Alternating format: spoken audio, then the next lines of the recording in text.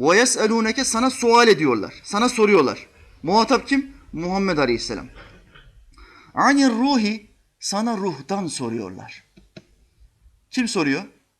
Ayetin tefsirlerine baktığımız zaman müfessirler diyor ki müşrikler Peygamberimiz Muhammed Aleyhisselam'ın getirdiği dine ve ayetlere karşı kelime öğretemeyince, savunmayı kullanamayınca, her zaman söyledikleri o bir sihirbaz, o bir büyücü lafları da kâr etmeyince, insanlar her gün 5-10 kişi Müslüman olmaya devam ettikçe onlar kudurdu. Ne yapalım, ne yapalım dediler. En sonunda aralarında 3-5 kişiyi topladılar. Dediler ki siz Medine'ye gideceksiniz. Medine'de Yahudiler var, ehli kitap. Bu peygamber olduğunu söyleyen Muhammed sallallahu aleyhi ve sellem bize bazı ayetlerle geliyor, bazı bilgilerle geliyor ama biz hiçbir dine, hiçbir kitaba inanmadığımız için karşı koyamıyoruz. Ama Medine'de Yahudiler var, onlar da kitap ehlidir. Onların da peygamber olduğunu söylüyorlar. Onlara gidin, bu adamın gerçek peygamber mi, sahte peygamber mi olduğunu öğrenmemiz için bize bazı mikyaslar versinler. Bazı kıyaslar versinler. 2-3 kişilik müşrikler grubu Medine'ye gidiyorlar. Yahudilerin en ileri gelen alimleriyle oturuyorlar, konuşuyorlar. Bizim orada bir insan türedi. Bizim yanımızdaki insandı, çok ahlaklı, hayatı boyunca hep doğru söyleyen bir insan ama 40 yaşına geldi, cinlendi, büyülendi. Dedi ki ben peygamberim. Şimdi bu kişi gerçek peygamber midir, değil midir? Biz nasıl bunu anlarız? Siz de kitap ehli olduğunuz için bize bilgi verin. Yahudi alimleri şöyle dedi. Siz Mekke'ye döndüğünüz zaman onun karşısına geçin.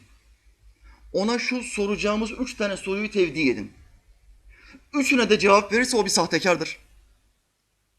2'sine cevap verip bir de bilmiyorum derse gerçekten peygamberdir. Onu takip edin.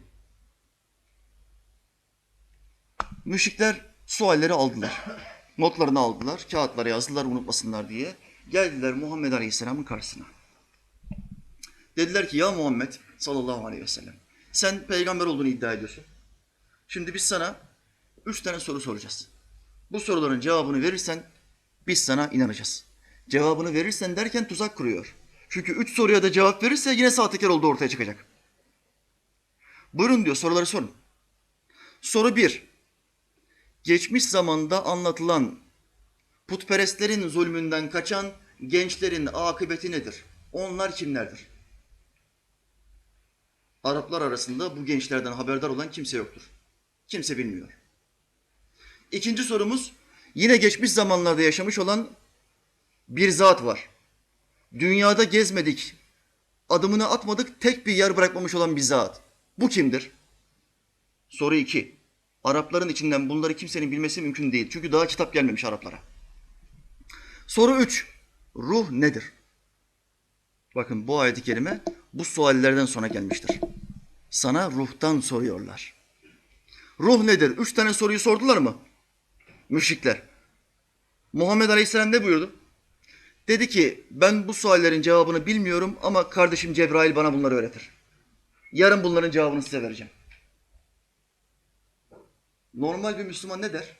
Herhangi bir şeyi yarın, öbür gün ya da sonraki yıllarda yapmak niyetinde olan bir Müslüman ne der? İslami akaide göre. İnşallah bunu yapacağım. İnşallah. Allah'ın peygamberi bir şey unuttu. Neyi unuttu? İnşallah bunların cevabını size yarın vereceğim demeyi unuttu. Allah Teala ayet-i kerime gönderdi.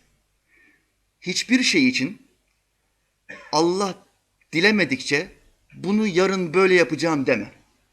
İnşallah de. Anladınız mı kardeşler? İnşallah demedikçe, yani eğer Allah dilerse, inşallahın manası budur. İnşallah demedikçe hiçbir şey için ben bunu yarın yapacağım deme. Ancak eğer Allah dilerse de. Muhammed Aleyhisselam inşallah demeyi unuttuğu 15 gün boyunca vahiy gelmedi.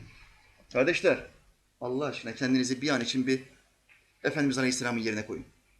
Müşrikler sizi sıkıştırmış, 3 tane soru almışlar. Ve siz onlara bir gün önce demişsiniz ki ben bunların cevabını yarın size vereceğim. Çünkü ben vahiy alan bir peygamberim. Allah beni yalnız bırakmaz. Cebrail'i gönderir ve ben bunun cevabını veririm. Ama Allah 15 gün boyunca Cebrail Aleyhisselam'ı Efendimiz Aleyhisselam'a göndermedi. Ve bu suallerin cevabını vermedi.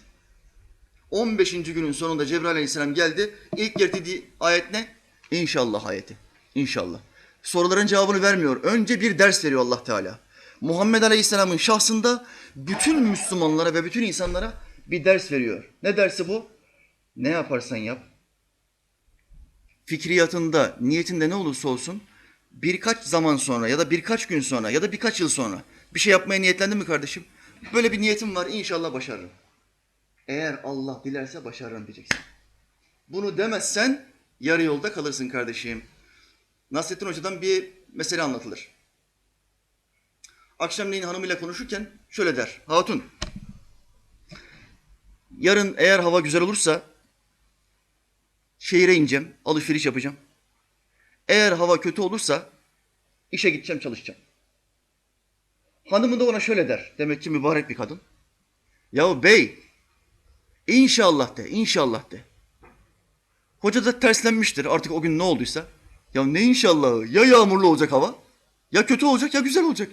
Dünyada her gün hava iki türlüdür. Ya kötüdür ya güzeldir. Bunun inşallahı mı var? Güzel olursa şehre ineceğim, uzak mesafe. Kötü olursa işe gideceğim der. Ertesi gün bir kalkar, günlük güneşlik. Yüzü güler hocanın, çünkü şehre inecek, alışveriş yapacak. Şehre doğru giderken o dönemin Selçuklu'nun askerleri bir kaçağı aramaktadır. Kaçağı ararlarken hocaya sorarlar. İhtiyar, bir kaçağı ararız. Şöyle şöyle birisi. Bilir misin, gördün mü? Hoca da terslenmiş. Askerlere şöyle der. Kardeşim, sizin kaçağınızın ben bekçisi miyim ya? Bazen her insanın eşref saati vardır, eşek saati vardır. Hocanın eşek saatine denk gelmiş demek. Sizin kaçağınızın bekçisi ben miyim ya? Deyince askerler diyor ki kardeşim, madem devletin kolluk güçlerinin vazifesini yapmasına engel olmak bir tarafa, bir de üstüne bizimle alay ediyorsun. Hadi bakalım seni bir nezarete alalım. Hoca efendiyi alırlar nezarete, çilehaneye 3 gün boyunca koyarlar. Hoca 3 gün boyunca evine gidemez. 3 gün sonra tabii hanım meraklı, oraya soruyor, buraya soruyor, hoca yok piyasada. 3 gün sonra kapı çalmaya başlıyor. Tak tak tak tak. Hatun pencereden kafayı uzatıyor. Bir bakıyor hoca. Hocam sen mi geldin diyor. Hoca efendi şöyle diyor. İnşallah ben geldim hatun. Ya eve gelmişsin, daha bunun inşallahı mı var? Ama öyle bir ders almış ki hayattan ve kaderden. İnşallah ben geldim hatun diyor. He. Ne kadar öfkeli olsan da, o gün ne kadar ters bir şekilde kalksan da her gün keyifli kalkmazsın. Bazen bulutlar üstünde gezinir. Sınavdasındır. Her insan sınavdadır. Bazen üstünde bulutlar olur. Ne kadar öfkeli olsan da bunu insanlara yansıtmayacaksın. İçine gömeceksin onu. İnsanlara her zaman güler yüz göstereceksin. Yoksa başına ciddi sıkıntılar gelebilir. Karadeniz'in köylerinden 2 tane Trabzonlu genç İstanbul'a geliyorlar. İstanbul'un nüfusu o sıra 1 milyon. Karadeniz'in, Trabzon'un nüfusu 200 bin civarı.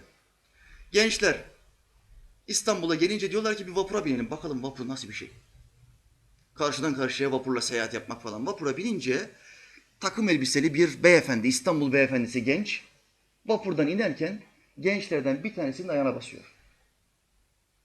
Basar basmaz gayri ihtiyari gönlünü alsın diye batılılaşma gibi sevdalısı genç şöyle diyor. Pardon. Kelime bu. Pardon ne demek? Yani kusura bakma. Fransızca bir kelime. Trabzonlu Laz uşağı şöyle diyor. Ulan hem ayağıma basıyorsun hem bir de bana küfür ediyorsun.